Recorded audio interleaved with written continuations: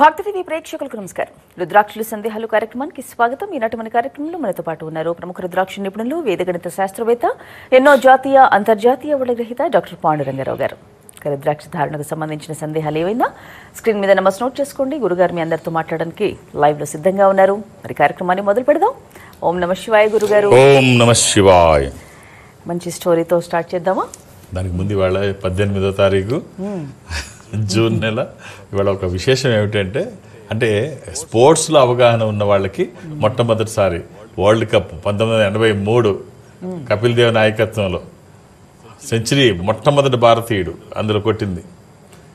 175 not out ఆ రోజు. 170 ఒంటి చేత్తో ఒక్కడికి ఎవరు ఆడల వెస్టిండీస్ మీద వచ్చినట్టు వెళ్ళిపోయారు అంతే. వరల్డ్ కప్ ఫైనల్లో చాలా సింపుల్గా తను ఒక్కడే 175 నాట్అవుట్. విచిత్రం ఏమిటంటే, కపిల్ దేవ్ లాంటి వాళ్ళ గురించి మనం మాట్లాడుకోవాలి. వరల్డ్ కప్ తెచ్చాడు, దేశానికి కప్పు తెచ్చాడు, అవన్నీ నేను మాట్లాడలేక కప్పు ఇవన్నీ జరుగుతూ ఉంటాయి. కపిల్ దేవ్ గొప్పతనం ఏమిటంటే, క్రికెట్ చరిత్రలో ఇంగ్లీష్ మాట్లాడడం రాని ఏకైక క్రికెటర్ కపిల్ దేవ్. అయినా కెప్టెన్ చేసేటప్పుడు తనే చెప్పాడు, తను అనేక ఇంటర్వ్యూలో చెప్పాడు, అస్సలు భాష రానటువంటి నేనేం మాట్లాడతాను, నన్ను ఎందుకు తీసుకున్నారని. అసలు ఇంగ్లీష్ అక్షరం రాదు. తర్వాత నేర్చుకున్నాడు, తర్వాత బాగా మాట్లాడుతున్నాడు, అది వేరే విషయం. కపిల్ దేవ్ గొప్పతనం ఏమిటంటే, మన క్రికెట్ చూస్తున్న క్రికెట్ గురించి ఇప్పుడు యూత్ తెలుసుకోవాల్సింది. ఒక్కసారి మీరందరూ గూగుల్ చేస్తే అర్థమవుద్ది. ఇన్ని సంవత్సరాల తన సుదీర్ఘ ప్రస్థానంలో ఒక ఫాస్ట్ బౌలర్ అయ్యుండి ఒక్క వైడ్ వేయలేదు, ఒక్క నో బాల్ వేయలేదు ఈ రోజుకి. ఒక్క వైడ్, ఒక్క నో అంటే ఎంత క్రమశిక్షణ, అసలు ఊహకే అందని క్రమశిక్షణ. అది ఎవ్వరూ అసలు ఊహించనిది అనమాట. కపిల్ దేవ్ తన సుదీర్ఘ ప్రస్థానంలో ఒక్క వైడ్ బాల్ వేయలేదు, ఒక్క నో బాల్ వేయలేదు. ఇప్పుడు కంటే అసలు క్రమశిక్షణ అలాంటి వాళ్ళు ఉన్నారు మన దగ్గర. So really hats up to Kapil Dev. Right, ఏం స్టోరీ చెప్పుకుందాం? ఒక చిన్న కథ. ఒక స్టోర్ యజమాని మొత్తం ప్రావిజన్స్ అమ్ముతున్నాడు. ఒక కుక్క పిల్ల ఒక బ్యాగ్ తీసుకొని వచ్చింది, ఒక బాస్కెట్ తీసుకొని నోటితో పట్టుకొని వచ్చింది. దాంట్లో చీటీ, డబ్బులు ఉన్నాయి. తీసి అతనికి అందిస్తోంది. ఆ స్టోర్ కీపర్ అన్నీ చూసి చీటీ తీసుకున్నాడు, అందులోంచి చూసాడు, రాసిన సరుకులు అన్నీ ఇచ్చేసి ఏమేమి ఉన్నాయి అక్కడ తన దగ్గర ఉన్నాయి ఇచ్చి అందులో ఉన్న డబ్బులు తీసుకున్నాడు. మీరు అలా ఎక్కడెక్కడ తీసుకోవాలో అన్నీ పర్చేస్ చేసి అందులో బాస్కెట్లో పెట్టుకుంటే మొదట వచ్చిన స్టోర్ కీపర్ చూస్తున్నాడు, అసలు ఏంటి మనుషులు కూడా ఇంత పర్ఫెక్ట్గా చేయరు, ఎక్కడికక్కడ చిన్న పొరపాట్లు లేకుండా పిన్ పాయింట్తో సహా కరెక్ట్గా చేసుకెళ్తుంది. ఎవరి కుక్క పిల్ల, ఎక్కడి నుంచి వచ్చింది చూద్దామని తను మిగిలిన చూస్తుంది. ఈ లోపు తిని ఎవరు పక్కన వాళ్ళకి అప్పచెప్పి ఫాలో అవుదాం అని వచ్చాడు. వస్తే అక్కడ ఫుట్పాత్ మీదకి వచ్చి అక్కడ ఆగింది. తనకు వచ్చే నెంబర్ చూసుకుంటుంది, బస్సు నెంబరు. తనకు వచ్చిన వెళ్ళాల్సిన నెంబర్ దగ్గరికి ఆ బస్సు రాగానే ఆ బస్సు ఎక్కింది. అవన్నీ తీసుకొని బస్సు ఎక్కిన తర్వాత ఎక్కడ దిగాలో అక్కడ దిగి ఫాలో అవుతున్నాడు. తిను కూడా ఆ బస్సు ఎక్కాడు, ఫాలో అవుతున్నాడు. ఎక్కడ దిగాలో దిగి అక్కడి నుంచి వాళ్ళ ఇంటికి వెళ్ళింది. ఇంటికి వెళితే తలుపులు వేసి ఉన్నాయి. చూసింది, ఆ బ్యాగ్ అక్కడ బాస్కెట్ పక్కన పెట్టింది. కాళ్ళు పైకెత్తి చూస్తోంది, కిటికీలోంచి పిలుస్తోంది, చిన్నగా పెద్దగా కాదు చిన్నగా పిలుస్తోంది. ఏమి స్పందన లేదు. 2 కాళ్ళతో కొట్టింది, ఏమీ స్పందన లేదు. చాలాసేపు చూసి గట్టిగా అరవడం మొదలుపెట్టింది, తలుపులు కొట్టడం మొదలు. లోపల నుంచి ఒక వ్యక్తి యజమాని తలుపు తీసి రావడం ఒక కట్టె తీసుకొని, ఒక మంచి ఇది తీసుకొని, కర్ర ముక్క తీసుకొని విపరీతంగా కొడుతున్నాడు. కొడుతుంటే పక్కన స్టోర్ అతను ఉన్నాడు కదా, ఏమయ్యా ఏం చేస్తున్నాను, బుద్ధి ఉందా, ఇంత గొప్ప టాలెంట్ ఉన్న నేను ఎక్కడ చూడలేదు, ఇలాంటి కుక్క పిల్లను పట్టుకొని అది ఇన్ని మంచి పనులు చేసి వెనక ముందు చూడకుండా కొట్టేస్తున్నావు ఏంటంటే, అది చేసే పనులు నీకు తెలుసా, అది ఏం చేస్తుందో నీకు తెలుసా అన్నాడు. ఏం చేసిందంటే, ఇది 2వసారి, ఫస్ట్ టైం కాదు, ఇది 2వసారి. నువ్వు బయటికి వెళ్ళినప్పుడు కీ మర్చిపోకుండా తీసుకెళ్ళమని చెప్పా. మొదట్లో ఒకసారి మర్చిపోయింది, ఇప్పుడు మంచి నిద్రలో నన్ను లేపేసింది. ఇది తక్కువ కొట్టకపోతే ఇలాగే చేస్తుంది. సో కట్ చేస్తే ఈ కథ మనకి ఏం చెప్తుందంటే, నువ్వెన్ని చేసినా నీకు గుర్తింపు లేని ప్లేస్లో నువ్వు ఉండద్దు. నీ సామర్థ్యాన్ని గుర్తించని వ్యక్తుల వద్ద నువ్వు ఉండాల్సిన అవసరం లేదు. అలాగే ఇప్పుడు కొడుతూ పడి అన్ని చేసినా అసలు తలుపు తీయడానికే బద్ధకం ఉన్న వాడి దగ్గర ఏం చేస్తావు? నీకు ఎంత సామర్థ్యం ఉంటే ఏం ఉపయోగం? కాబట్టి నీ సామర్థ్యం రాణించే దగ్గర గుర్తించు, లేకపోతే నీ సామర్థ్యం మొత్తం బూడిదలో పోసిన పన్నీర్ అయిపోతుంది. అది ఎక్కడ ఉండాలో కూడా తెలుసుకోవడం ఒక గొప్ప విషయం. లేకపోతే ఎంత గొప్పవడమైనా ఉపయోగం ఏం లేదు, అలా తనులు తినడం తప్ప. రైట్ గురుగారు, బాగుంది స్టోరీ. హలో హలో అమ్మా, చెప్పండి అమ్మా మీ పేరు. మా పేరు మునం మేడం. మాట్లాడండి, గురుగారు ఉన్నారు. ఎవరి గురించి? అమ్మా ఓం నమ శివాయ. ఓం నమ శివాయ గురుజీ. ఏమిటమ్మా? తమ్ముడు గురించి. డేట్ ఆఫ్ బర్త్ తమ్ముడు గురించి చెప్పమ్మా. డేట్ ఆఫ్ బర్త్ మార్చి 25, 1994 గురుజీ. 94. తమ్ముడు ఏం చేస్తున్నాడమ్మా? Auto driver sir. అమ్మా సోమవారం పుట్టినట్టు తెలుసా? మార్చి 25, 94 సంవత్సరం. అవునమ్మా, ఇది సోమవారము. సోమవారమా? నీకు తెలీదా లేకపోతే ఇంకేదన్నా ఉందా? ఇంకేదన్నా వారం అని నువ్వు అనుకుంటున్నావా లేకపోతే? మార్చి 25 మార్చి 1994 సోమవారం. అలాగే ఇది చతుర్దశి శుద్ధ. ఇది ఆశ్లేష నక్షత్రము, కర్కాటక రాశి. ఒకవేళ మధ్యాహ్నం 2 తర్వాత పుట్టి ఉంటుంది మకా నక్షత్రము, సింహరాశి. అన్ని రాశి గుర్తుపెట్టుకో వివరంగా. ఏం చేస్తున్నాడమ్మా తమ్ముడు? వాడు ఏ పని చేసినా వచ్చే రాలేదు గురుజీ. అన్ని అరా కొరవగానే చేస్తాడు. ఆటో నడుపుతాడు, మెకానిక్ నేర్చుకున్నాడు. దేంట్లో అభివృద్ధి అవులా. పెళ్ళయిందమ్మా? పెళ్ళి 3 పిల్లకాయలు గురుజీ. 3. ఎక్కడమ్మా? నెల్లూరు నుంచి మాట్లాడుతున్నావా? కాదు సార్, తిరుపతి. అదే దగ్గర. రైట్. 3 రుద్రాక్షలు చెప్తాను, వీలైతే వెయ్యమ్మా. ఒక 7 ముఖాలు, 8 ముఖాలు, ఏకముఖి. 7 ముఖాలు లక్ష్మీ స్వరూపము, శని దోషములకి కూడా మంచిది. అష్టముఖి గణపతి స్వరూపము, విఘ్నాలు లేకుండా ముందుకు వెళ్ళడానికి. ఏకముఖి రుద్ర స్వరూపము, అపమృత్యు బాధలు లేకుండా. కుదిరితే 3 లేకపోతే ఏదైనా 1. ఖచ్చితంగా నువ్వు ఆందోళన పడాల్సిన పని లేదు. అది శ్రద్ధతో చేయమని చెప్పమ్మా, ఏదైనా ఇంట్రెస్ట్తో. ఇది వచ్చిన తర్వాత, ఈ రుద్రాక్షలు వచ్చిన తర్వాత చాలా బాగుంటుంది. శుభం. ఓకే, మరో కాల్ చూద్దాం. హలో హలో అమ్మా, చెప్పండి మీ పేరు. నా పేరు భాగ్యలక్ష్మి. మేము 60 ఏళ్ళు ఉన్నాం, పెద్ద మనుషులం కదా, మేడకేసుకుంటాం, రుద్రాక్ష మాల కావాలని అడుగుతున్నాం. మాట్లాడండి, గురుగారు ఉన్నారు. అమ్మా చెప్పండి. ఓం నమ శివాయ. ఓం నమో సార్. మాకు మెడకేసుకుంటాం, 60 ఏళ్ళు ఉన్నాయి కదా, మెడకు దేవుని చేసుకోవాలని ఇష్టం ఉండదు. మంచి రుద్రాక్షలు కావాలని ఫోన్ చేస్తున్నాం. వేసుకోండి ఒక మంచి రుద్రాక్షలు. మీకు 2 రకాలు చెప్తాను. మెడ చుట్టించుకుంటామని అడుగుతున్నాం. మీకు 2 రకాలు చెప్తాను, వీలైతే అవి వేసుకోండి. మెడకి చుట్టించుకోవడానికి 54 రుద్రాక్షలు, వెండిలో కానీ బంగారంలో కానీ మీకు ఎట్లా వీలైతే అట్లా అవి చుట్టించుకోండి. 54 ఉండాలి. కింద మేరువు అంటే ఒక పెద్ద రుద్రాక్ష అది పెట్టుకొని వేసుకోండి. ఈ 54 నవముఖి అమ్మవారి స్వరూపం అయితే బాగుంటుంది, లేదు స్వామివారి స్వరూపం పంచముఖి. ఈ రెండిట్లో ఏవైనా 54 రుద్రాక్షలు కింద మేరువుతో వేసుకోండి అమ్మా, బాగుంటుంది. శుభం. ఓకే, అంటే ఇప్పుడు తీసుకున్న తర్వాత ఇప్పుడు ఒక్క వరుస వేసుకోవచ్చు, అది 2 వరుసలు? ఒక వరుస. ఒకే వరుస. ఒక వరుస. చాలా మంది తెలియక ఏం చేస్తారంటే 2 వరుసలు ఇలా మెడకి ఉరి వేసినట్టు వేస్తారు. అవును, ఉరి వేసినట్టు వేసి కిందకి మళ్ళీ ఇంకోటి పెద్ద లైన్ పెడతారు, అలా వేసుకుంటారు. అవును, అది వైష్ణవ సాంప్రదాయంలో తులసి మాలల్ని వేస్తారు ఇలాగా.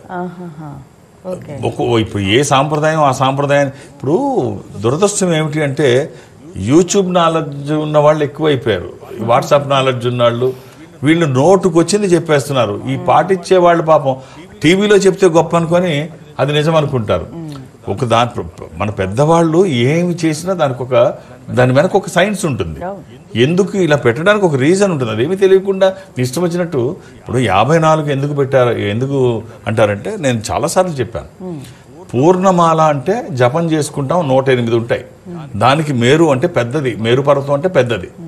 అది మేరువు దాటకుండా జపం చేయాలి. కాబట్టి అక్కడికి వచ్చినప్పటికి మేరువు దగ్గరికి వచ్చి అది చేతికి తగులుద్ది కదా పెద్దది, అది వచ్చినప్పుడు దాన్ని దాటి వెళ్లకుండా పక్కకి తిప్పి, అంటే మనం తిప్పుకొని మళ్ళీ వెనక నుంచి వస్తాం. ఇది పద్ధతి. ఇది 108 ఉంటాయి, ప్లస్ 1 ఉంటుంది. ఇక మెడలో వేసుకోవడానికి దీన్ని అర్ధమాల అంటాం. ఇవి 108 అయితే ఎన్ని ఉండాలి? 54 ఉండాలి. ప్లస్ మేరు కామన్, పెద్ద పూస కామన్. దాన్నే గురు పూస, కొనికి పూస, క్లాస్ లీడరు, లాకెట్టు, హెడ్డు, ఇలా రకరకాలుగా మనం వాటిని అంటాం. ఈ 54 ఎందుకు వేసుకోవాలి అంటే మనం మెడలో వేసుకున్నప్పుడు డైరెక్ట్గా వేసుకోకుండా మెటల్లో చేసి వేసుకుంటాం. అది బంగారంలోనో వెండిలోనో. అవి గుప్పించినప్పుడు చేసినప్పుడు ముడులు వేస్తారు, కింద పైన ఖాళీలు ఉంటాయి. 108 మామూలుగా వేసుకుంటే సరిపోతుంది. మెటల్లో వేసినప్పుడు 54, ఈ గ్యాపులన్నీ వచ్చి 54. అంటే ఎలాగ వేసుకున్నా నాభి దాటొద్దు, నాభి దాటకుండా బొడ్డు దాటకుండా వేసుకోమని అలా వేసుకోవాలి అంతే. ఇష్టం వచ్చినట్టు కాదు. ఒకవేళ సైజు మీరు చిన్న పెద్దవి తీసుకుంటారు, అన్నీ ఒక సైజు ఉండాలి, అన్నీ ఒక సైజే ఉండాలి రుద్రాక్షలు అని లేదు. చిన్నవి ఉంటే ఎక్కువ పడతాయి, పెద్దవి ఉంటే తక్కువ పడతాయి కదా. మీరు మీ సైజుని చూసుకొని నాభి దాటకుండా 9 మల్టిప్లై చేసుకొని, అంటే 54 మీకు ఎక్కువ అయ్యాయి అనుకోండి 45 వేసుకోండి. మీకు 54 తక్కువ అయ్యాయి అనుకోండి 63 వేసుకోండి. ఇది ఈ 9 ఏమిటి, 108 ఏమిటి, 9 ఏమిటి మళ్ళీ ఎప్పుడన్నా మాట్లాడదాం. అందరికీ తెలుసు దీని గురించి. బట్ అయినా అవసరమైతే తప్పకుండా ఎప్పుడైనా అడిగితే మాట్లాడదాం. బట్ ఇలాగే ఉండాలి, ఇది పద్ధతి. అర్ధమాల, కంఠమాల అంటే గృహస్థు వేసుకునేది, అది అంతే 54 ఉండాలి. ఇలా రకరకాల పేర్లతో ఉంటాం, ఆ పద్ధతిలో వేసుకోవాలి. ఉరి వేసినట్టు వేయకూడదు. వేస్తే ఇక్కడ ఒకటి చుడతాము, కింద కోటి ఉంటుంది. మేరు ఖచ్చితంగా ఉండాలి కదా. ఇక్కడ మేరు దీనికి ఉంటుంది, మరి దీనికి ఏది? మేరు లేకుండా ఉండకూడదు. ఈవెన్ ఒక గ్రూప్ డిస్కషన్ లో కూడా పెద్ద తలకాయ లేకపోతే ఎద్దు తలకాయనన్నా పెట్టమన్నారు. మేరు లేకపోతే దానికి వాల్యూ ఉండదు. సో తెలుసుకొని చేస్తే ఏ పనైనా చాలా బాగుంటుంది. అందులో తెలిసిన వాళ్ళు ఉంటారు, వాళ్ళ సలహా తీసుకోండి. ఏ అంశంలో దేంట్లో అయినా ఏ రంగంలో ఆ రంగంలో తెలిసిన వాళ్ళు పెద్దవాళ్ళు ఉంటారు, వాళ్ళ సలహా తీసుకోండి. వాళ్ళు ఖచ్చితంగా చెప్తారు. ఈ యూట్యూబ్లోకి వెళ్ళి వాళ్ళు చెప్పినవి అన్నీ నమ్మకండి. అందులో ఎంత దుర్మార్గం అంటే ఇవన్నీ ఈ ట్రోల్ చేసేవాళ్ళు, కామెంట్ చేసేవాళ్ళు ఎలా అయిపోయారంటే ఆ విమాన ప్రమాదం మీద ఎన్ని ట్రోల్స్. అసలు దురదృష్టం, 3 పిల్లలు ఇంకా వాళ్ళకి బాడీస్ అందజేయలేదు, DNA రిపోర్ట్ రాలేదు, వాళ్ళని ఇది చేశారు, పూర్తి చేశారు, కార్యక్రమాలు. ఆ తల్లిదండ్రులు ఎంత బాధపడతారని కూడా లేదు. ఏం కలిసి వస్తుందో వీళ్ళకి. ఇలాంటి న్యూస్ చూసి ఇలాంటివి మీరు నిజం అనుకుంటే ఏం చెప్పాలి? సో కాబట్టి వాటికి దూరంగా ఉండండి. ఎవరన్నా మంచి సలహా అయితే తీసుకోండి. ఓకే గురుగారు, కాల్ చూద్దాం. హలో హలో, చెప్పండి మీ పేరు. నమస్కారం, నా పేరు రాఘవేంద్ర మేడం. మాట్లాడండి గురుగారితో. ఓం నమ శివాయ అండి. ఓం నమ శివాయ గురుగారు. నమస్కారం గురుగారు. చెప్పండి, ఎలా ఉన్నారు? బాగున్నాను గురుగారు. డేట్ ఆఫ్ బర్త్ చెప్పండి. 24/5/1984 గురుగారు. 1984 అండి. అవును గురుగారు. ఎక్కడి నుంచి మాట్లాడుతున్నారు మీరు? మహబూబ్ నగర్ నుంచి గురుగారు. పాలమూరు. పాలమూరు. సమయం రాత్రి 8:25 గురుగారు. అవునండి, బేస్తవారం రాత్రి, గురువారం నాడు రాత్రి.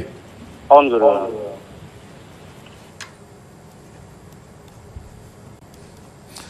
ఇది దశమి, కృష్ణపక్షము, బహుళ దశమి. ఇది మీనరాశి, రేవతి నక్షత్రము. ఎంతమంది పిల్లలండి? పెళ్లి కాలేదు గురుగారు. రేవతి నక్షత్రం కాదు గురుగారు, పూర్వాభాద్ర నక్షత్రం చెప్పారు గురుగారు. ఇంకొంచెం ముందు పుట్టుంటారు. ఏముంది, 7 గంటలకు ఆ టైంలో. 8 అయితే అది రేవతి. పూర్వాభాద్ర కాదు, ఉత్తరాభాద్ర చూసుండాలి మీరు. పూర్వాభాద్ర చెప్పారు గురుగారు నాకు. అయితే అప్పుడు తెల్లవారుజామున అవుతుందండి, 6 గంటల వ్యత్యాసం ఉంది. మీరు రాత్రి అంటున్నారు. రాత్రి 8:25 గురుగారు. ఒక్కసారి చూడండి. మీరు ఎక్కడుంటారు? హైదరాబాద్లో ఉంటారా, అక్కడే ఉంటారా? ఇక్కడ ఊళ్ళోనే ఉంటాను గురుగారు. ఊళ్ళో ఉంటే ఒకసారి మీరు పంచాంగం తీసి చూడండి, లేకపోతే ఎప్పుడైనా నన్ను కలిస్తే వివరంగా చూపిస్తాను నేను. సరే, ఏమైనప్పటికీ ముందు వివాహం ఇప్పటికీ చాలా ఆలస్యం అయిందండి. మీరు పనేం చేస్తున్నారు? వ్యవసాయం గురుగారు. ఎన్ని ఎకరాలు వ్యవసాయం చేస్తున్నారు? 4 ఎకరాలు. చూడండి, ముందు వివాహం, ఒక ఇంటి వాళ్ళు అవ్వండి. 3 రుద్రాక్షలు చెప్తాను, వీలైతే వేసుకోండి. ఓ 11 ముఖాలు, 6 ముఖాలు, ఏకముఖి. ఇది దోష నివారణకి, వివాహానికి ఆటంకాలు తొలగడానికి, జీవితంలో స్థిరపడడానికి. ముందు ఈ 3 కుదరకపోతే ఒక్కటే వేసుకోండి. ఏ వయసులో ఏది జరగాలో అది జరిగితే మంచిది. ఈ 3 కుదరకపోతే ఒకటే, అలాని ఏది పడితే అది వేసుకోకండి. దురదృష్టం రుద్రాక్షల్లో 199 నకిలీయే ఉంటాయి, జాగ్రత్త. క్యాంప్స్ గురుగారు ఈ వారం రేపే విజయవాడ మధ్యాహ్నం 1 గంట వరకు మాత్రమే. సో చాలామంది నన్ను అడుగుతుంటారు, 1 గంటకి వెళ్ళిపోతే ఎలాగ మీరు అక్కడి నుంచి వచ్చి. ఇప్పుడు నాకు ఏదో ప్రోగ్రాం పెట్టుకుంటాం, ఆ టైం ముందే అనౌన్స్ చేస్తున్నాను కదా, ఈ టైం చెప్పకుండా వెళ్ళిపోతే తప్పు. నేను ఖచ్చితంగా చెప్పి నేను ఇన్ని గంటలకు వస్తాను, ఇన్ని గంటల వరకు ఉంటాను, మీరు ఎంతమంది వచ్చినా ఒక్కొక్క డేట్ ఆఫ్ బర్త్ ఇస్తే చూసే వెళతాను, మీరు 2-3 ఇస్తే నాకు సాధ్యం కాదు. సో ఈ టైం వరకు ఉంటానని స్పష్టంగా నేను చెప్పి పెడుతున్నాను. చెప్పకుండా వెళ్ళిపోతే ఇబ్బందిగా, అంటే నాకు తెలిసి ఎవ్వరికి ఇబ్బంది ఆ టైంలో కలగదు, కానీ కొంతమంది ఇది వినకుండా మధ్యాహ్నం బయలుదేరుతారు, దానికి నేను ఏమీ చేయలేను. మధ్యాహ్నం వేరు అక్కడ ఆ చుట్టుపక్కల ఊర్ల నుంచి మధ్యాహ్నం నుంచి భోజనం చేసి తాపీగా బయలుదేరుతారు. ఆ టైంకి నేను ఉండను, అది నిజంగా ఇబ్బందే. అందుకనే చాలా ఖచ్చితంగా చెప్తాను, నేను విజయవాడలో ఉంటాను అని చెప్పి వదిలేట్లా, విజయవాడలో ఈ టైం వరకు ఉంటాను. ఆ టైంలోపు మీరు వచ్చి కలిస్తే, అది ఒక్కొక్క పేరు ఇస్తే ఖచ్చితంగా పూర్తి నా వంతు న్యాయం చేసే ఇది చేస్తాను. ఖచ్చితంగా మీరు సాటిస్ఫై అయ్యే విధంగా మీ జాతకాన్ని పూర్తిగా అనలైజ్ చేసి అక్కడ ఏమేమి అవకాశాలు ఉన్నాయి, ఏ రుద్రాక్ష ధారణ చేస్తే ఉన్న స్థితి నుంచి ఉన్నతంగా ఎదగడానికి అవకాశం ఉందనేది డీటెయిల్డ్గా ఎక్స్ప్లెయిన్ చేస్తాం. సో అందుకనే ఒక్కొక్క డేట్ ఆఫ్ బర్తే నాకు సమయం కావాలి, సంఖ్య కాదు. సమయం ఇస్తే బాగా అనలైజ్ చేయగలను. సో అర్థం చేసుకొని సహకరించండి. అలాగే హైదరాబాద్లో నన్ను కలవడానికి నేను ఎవరికి అపాయింట్మెంట్స్ ఇవ్వను, ఏ రికమెండేషన్స్ తీసుకోను. శని ఆదివారాలతో కలిపి అన్ని రోజులు హైదరాబాద్లోనే ఉంటాను, ఒక్క గురువారం తప్ప. ఇక దూర ప్రాంతాల నుంచి కూడా ఇక్కడికి రావక్కర్లేదు, ఈ సంస్థ అన్ని చోట్ల ఉంటుంది. నేను సౌత్ ఇండియా అటెండ్ అవుతాను. దక్షిణ భారతదేశంలో ఈ సంస్థకి దగ్గరగా మీరు ఎక్కడైనా ఉంటే, అది చెన్నై కావచ్చు, బెంగళూరు, విశాఖపట్నం, విజయవాడ, తిరుపతి, రాజమండ్రి, శ్రీశైలం, వేములవాడ, ఇలా ఎక్కడైనా మీరు అక్కడికి వెళితే వాళ్ళు నాతో మాట్లాడించే ప్రయత్నం చేస్తారు, మాట్లాడే ప్రయత్నం నేను చేస్తాను. ఆ విధంగా నాతో మాట్లాడినా, డైరెక్ట్గా హైదరాబాద్ వచ్చి నన్ను కలిసినా, లేదు రేపు విజయవాడలో గురువారం నన్ను కలవాలని అనుకున్నా, ఒక్కొక్క డేట్ ఆఫ్ బర్త్ అర్థం చేసుకొని సహకరించండి. All the best. ఓం నమః శివాయ. ఓకే, మరో కాల్ చూద్దాం. హలో హలో, చెప్పండి, మీ పేరు? అశోక్ కుమార్.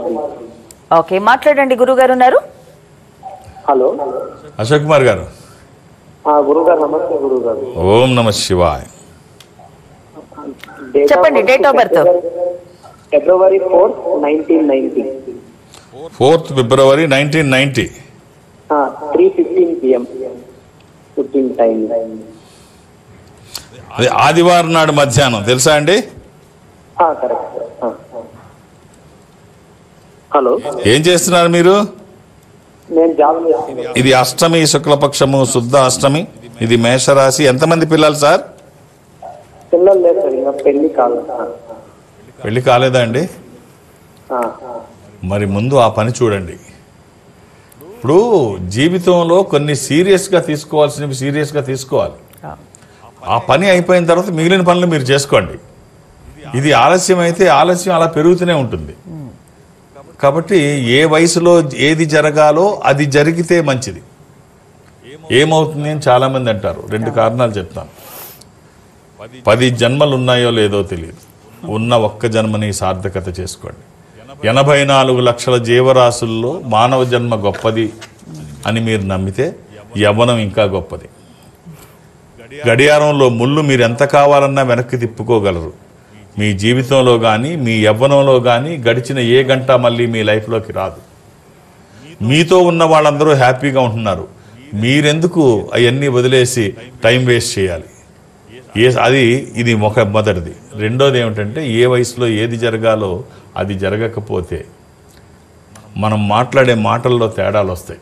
ఆ తేడాలు వచ్చే మాటల్ని, అంటే ఎప్పుడు ఏది జరగాలో వయసు దాటిపోయిన తర్వాత జరిగితే మాట్లాడే మాటల్లో తేడాలు వస్తాయి.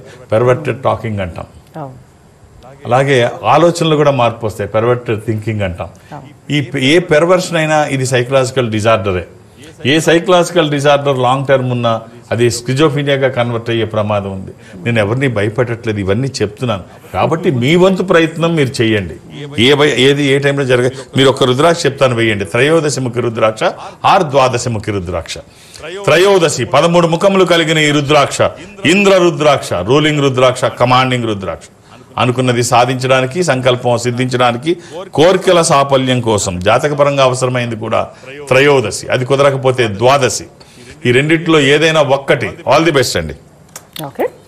చాలా మందికి కోపం కానీ ఆవేశం కానీ వస్తూ ఉంటుంది. ఆవేశంలో ఒక భయంకరమైన నిర్ణయాలు తీసుకుంటూ ఉంటారు. సో అది ఎంతవరకు ఆ సమయంలో ఆ నిర్ణయాలు కరెక్ట్ అంటారు అసలు?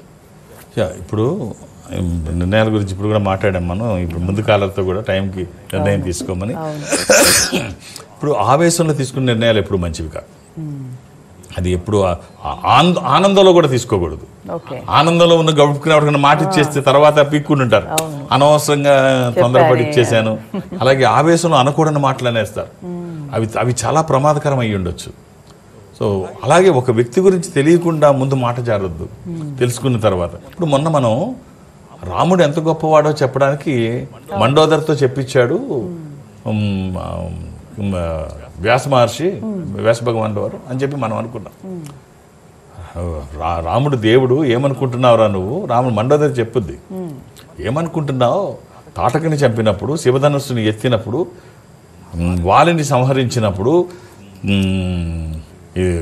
ఏమిటది వారధిని నిర్మించినప్పుడు, ఇవన్నీ మనుషులతో అయ్యేది కాదు కదా, చేసేది ఏవి కాదు. ఇప్పుడు నేను చెప్పినవి వాళ్ళని మనుషుడు అనేవాడు ఎవడు చంపలేడు, వారధి ఎవడు మనుషుడు కట్టలేడు, తాటకని సంహరించడం సాధ్యం కాదు, శివధనుసుని ఎవడు ఎత్తలేడు. ఇవన్నీ ఒక మనిషి చేశాడు అంటే ఈ దేవుడని నీకు అర్థం కాలేదని అడిగింది. అదే మండోదరి, ఇంత జ్ఞానం కలిగిన మండోదరి అప్పుడెప్పుడు ఈ క్వశ్చన్లు వేసింది ఎప్పుడు? మేఘనాథుడు చచ్చిపోయినప్పుడు, మేఘనాథుడు చనిపోయిన వార్త వచ్చినప్పుడు. ఇప్పుడు ఇదే మండోదరికి వినకూడని మాట వచ్చింది.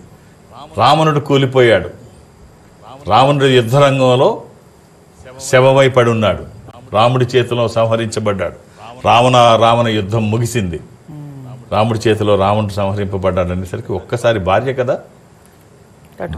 కదా అప్పుడు మాట్లాడిన అన్ని మర్చిపోయింది. రాముడు ఏమిటో మర్చిపోయింది, ఆయన అవతారం అన్న మర్చిపోయి ఒక్కసారి అసలు రాముడు ఎవడు? ఈ రాముడు అసలు ఒక నరుడు వచ్చి నా భర్తని సంహరించడం ఏమిటి?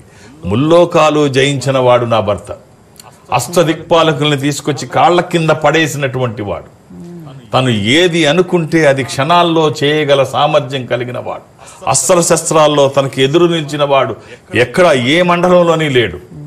ఇలాంటి ఇన్ని గొప్పతనాలు కలిగిన నా భర్తని ఒక సామాన్యుడు, ఒక మానవ మాతృడు, బట్టలు కూడా సరిగ్గా కట్టుకోలేని ఒక సామాన్యుడు వచ్చి చంపేయడమా? వాడి సంగతి ఏంటో తేల్చేస్తానని చాలా కోపంగా మండోదరి యుద్ధరంగంలోకి వస్తుంది. యుద్ధం ముగిసిన తర్వాత అందరూ ఎలా పడితే అలా ఉన్నారు. రాముడు ఒక రాయి మీద కూర్చొని ఉన్నాడు. సాయంత్రం సమయం, యుద్ధం ముగిసింది. కిరణాలు అలా కనిపిస్తుంటే నీడ దూరంగా పడుతూ ఉంటుంది. ఆ రాయి మీద అలా రాముడు కూర్చొని ఉంటే ఆయన అప్పుడు ఇటు నుంచి మండోదరి వస్తుంది. ఈయన నీడ అక్కడ పడుతుంది చూశాడు. తర్వాత మండోదరి వస్తుంది. మండోదరి వస్తే ఆ నీడ కూడా పడుతుంది కదా, ఏదో నీడ వస్తుంది. రాముడు చూస్తాడు, ఆ నీడ ఒక స్త్రీమూర్తిది ఆకారం చూస్తాడు. ఎవరో స్త్రీ తన దగ్గరికి, తన మీదకి ఆ నీడ పడుతుంటే గబుక్కును లేచి పక్కకు తప్పుకుంటాడు.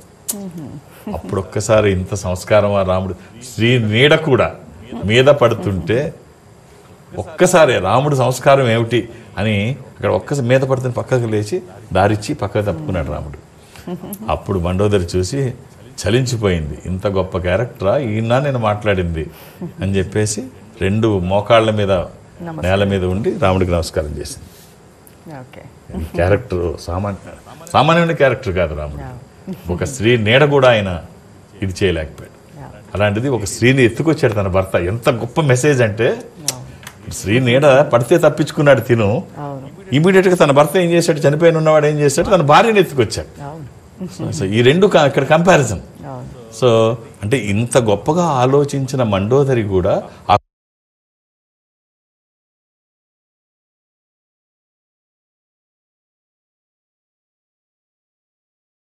కోపంలో, ఆ క్షణంలో రాముడంతటి వాడు ఎంత గొప్ప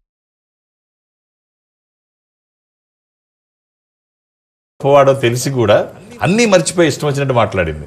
అవి కరెక్ట్ కాదు. ఎవ్వరూ అతీతులు కాదు కోపంలో. రైట్ గురుగారు, మంచి ఎగ్జాంపుల్స్ తో మంచి విషయాలు మా అందరితో పంచుకున్నారు. ధన్యవాదాలు. ఓం నమః శివాయ. వీక్షించారుగా, ఇది ఈనాటి రుద్రాక్షుల సందేహాలు కార్యక్రమం. మరో కార్యక్రమంలో మళ్ళీ కలుసుకుందాం. నమస్కారం. Indo Nepal Rudraksha organisation, Jubilee Hills road number 45 మరియు సోమాజిగూడ, హైదరాబాద్. సంప్రదించాల్సిన ఫోన్ నంబర్స్ 9118845678, 9177